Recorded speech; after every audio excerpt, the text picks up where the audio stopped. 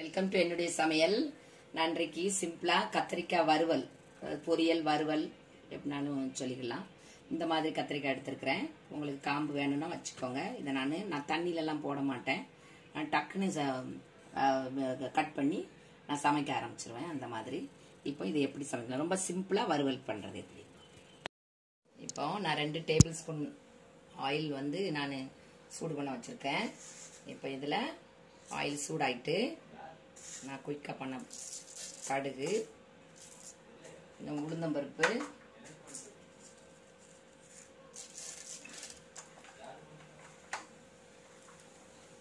கொஞ்சம் சீரகம், ஒரு 1/4 டீஸ்பூன், ரெண்டு பிஞ்ச் தான், அதிகமெல்லாம் போட வேண்டாம். இப்போ இது பொரிஞ்சு விடட்டும். இப்போ இது நல்லா பொரிஞ்சிட்டு நான் 4 பல்லு பூண்டு சதைச்சி வச்சிருக்கேன், நச்சு வச்சிருக்கிறேன். இதெல்லாம் போடுறேன். வெங்காயம்லாம் நான் ஆட் பண்ண மாட்டேன். நம்ம கருவேப்பிலை பொரிஞ்சுக்கிட்டேன். இப்போ இந்த ஸ்டேஜில் கத்திரிக்காய் போடணும்.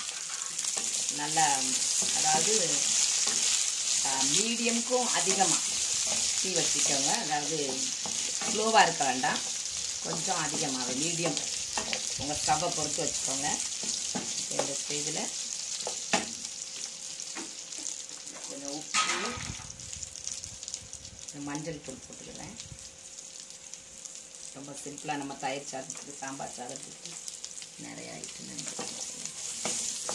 தயிர் சாதத்துக்கு, சாம்பார் சாதத்துக்கு குயிக்காக குழந்தைங்கள் சாப்பிடும். வெள்ளை கத்திரிக்காவில் பண்ணலாம். பில்குல் நீங்கள் தண்ணி கொஞ்சம் கூட இதெல்லாம் ஆட் பண்ணக்கூடாது. இன்னொன்று, நீங்கள் தண்ணியில் போடும்போது என்ன ஆகும், அது என்னமோ காரல் போகும்னு நான் சொல்ல மாட்டேன். கார கத்திரிக்காய் காரம் தான் செய்யும். டக்குன்னு வெட்டி போட்டுரும். தண்ணியிலையும் ரொம்ப நேரம் போட்டு வைக்கக்கூடாது, அது நல்லா இருக்காது.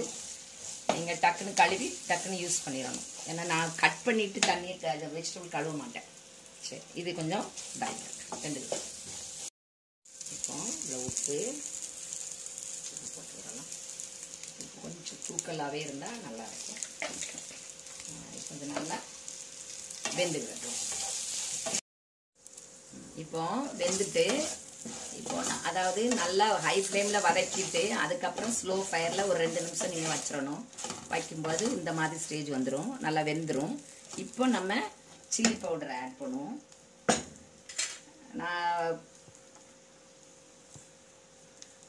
நான் நிறைய விதம் பண்ணுவேன். இது ஒரு சிம்பிளாக குயிக்காக பண்ணக்கூடியது. உங்களுக்கு எவ்வளோ காரம் வேணுமோ அவ்வளோ காரம் சேர்த்துக்கோங்க. நான் 1/4 டீஸ்பூனுக்கு கொஞ்சம் மேலே சேர்த்துருப்பேன்.